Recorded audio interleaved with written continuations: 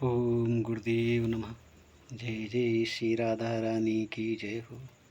प्रभु की सृष्टि में अच्छे और बुरे दोनों प्रकार के इंसान हैं। हमारी विडंबना यही है कि अच्छे लोगों की संगत का असर हम पे जल्दी नहीं चढ़ता और बुरे लोगों की संगत का असर चुम्बक की तरह अपनी ओर खींच लेता है।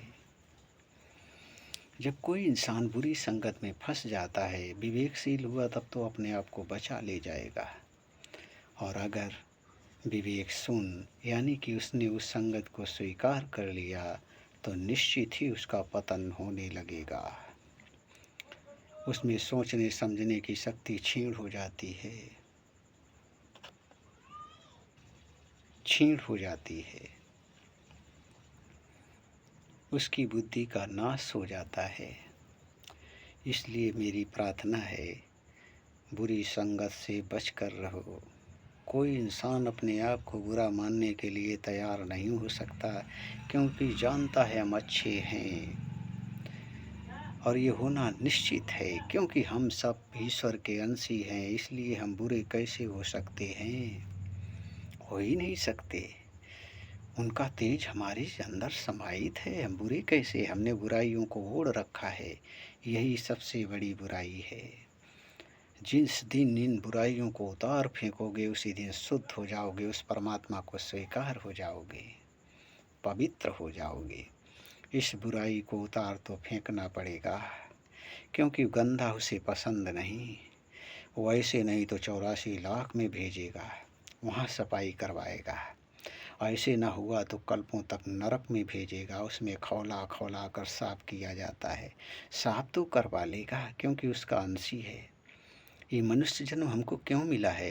सिर्फ प्रभु को पाने के लिए। शास्त्र वेद पुराण सब इसका बखान करते हैं। इस शरीर का लक्ष्य है सिर्फ परमात्मा को पा लेना।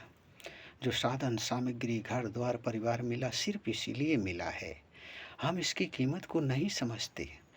एक सेकंड संसार की पूरा दौलत देने पर भी मिलने वाला नहीं है।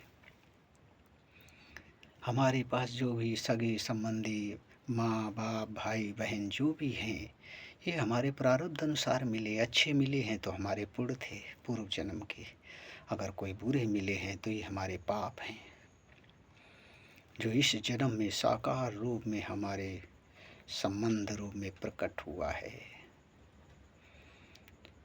ऐसे लोगों से वैराग की भावना रखो, इनसे कोई राग मत रखो, इनसे कोई द्वेष मत रखो। यानी कि ना इनसे प्रेम रखो ना इनसे द्वेष रखो, इनसे सिर्फ वैराग रखो, उपेक्षा की भावना। अगर इनको अपने अनुसार चलाने की कोशिश करोगे तुम्हारी भूल होगी। अपने लिए जियो, अपने प्रभु के लिए जियो, अपने धर्म के लिए जियो। अगर इनके लिए जियोगे तो इनको अपने अनुसार चलाने की कोशिश करोगे, और ये अपने अनुसार चलने वाले नहीं हैं। इससे दुख भी होगा, क्रोध भी होगा, द्वेष भी होगा। इन सब से बच जाओगे, क्योंकि ये सब अपना अपना सामान, अपना अपना प्रारब्ध लेकर पैदा हुए हैं। इनको अपना हिसाब देना है, पुण्य करें या पाप इनकी मर्जी। इनको इनकी मर्जी पर छोड़ दो और अपना पिछला सब कुछ समझ के निपटाते चलो। समय बहुत खराब है, इसलिए मेरी सभी से प्रार्थना है, घर में वैराग की भावना से रहो। वैराग कोई लाल लाल कपड़े पहन लेना नहीं, माला लटका लेना वैराग नहीं है। वही असली वैराग है अपने अंदर सुंदर भाव के साथ रहना, और बुरे विचारों को अपने अंतःकरण से निकाल फेंकना। बुरे विचारों की बात अपने अंदर कतई नहीं माननी। यही असली वैराग है।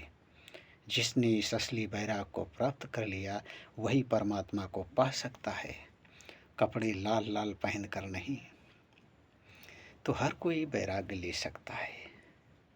अरे काम कोई भी करो, करते जाओ, प्रभु को याद करते रहो। क्योंकि कार्य जब भी आप कोई करते हैं तो ध्यान रखना, आपके अंदर कोई ना कोई बात चलती ज़रूर है। इंसान खाली नहीं होता है।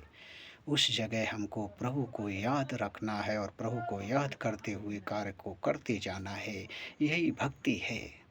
समय बहुत खराब है, द्वेष, पाखंड, बुराई, छल, कपट, जलन इसकी बहुतायत है। प्रेम तो रहा ही नहीं। प्रेम सिर्फ दो जगह बचा है, एक माँ में, दूसरा प्रभु के सेवक में। इन्हीं के पास प्रेम बचा है, बाकी कहीं प्रेम नहीं है, कहीं नहीं है। इसलिए पृथ्वी कांपने लगी है। अब तो काफ़ी माँओं के अंदर भी प्रेम लुप्त होने लगा है। ये विनाश का समय है। प्रभु जिस रूप में आते हैं वैसे ही लीला करते हैं, वैसे ही लोगों को पृथ्वी पर, वैसे ही राक्षसों को प्रकट होना पड़ता है, वैसे ही भाव प्रकट होते हैं। वो जिस रूप में आना चाहते हैं उनकी सहायता करो, बस उनके भजन सुमिरन में लगे रहो और अपना कर्तव्य कर्म करते रहो। इसमें कोई खर्चा नहीं है, कोई खर्चा नहीं। पहले एक शूर्पणखा होती थी,